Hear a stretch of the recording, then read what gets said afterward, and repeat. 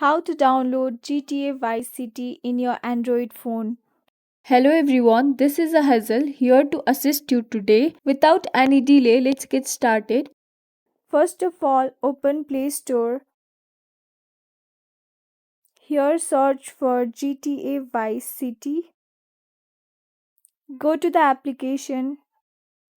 Here, as you can see, this is a premium application. You won't be able to get it for free. You have to pay certain amount in order to download or get it on your Android phone. So here you have to tap on this amount and tap on add credit or debit card. So here you have to enter your debit card or credit card number in order to get this application.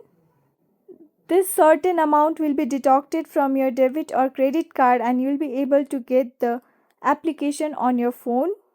You can't download it for free. Thanks for watching. If you guys enjoyed this video, please like, subscribe and hit the bell for the updates.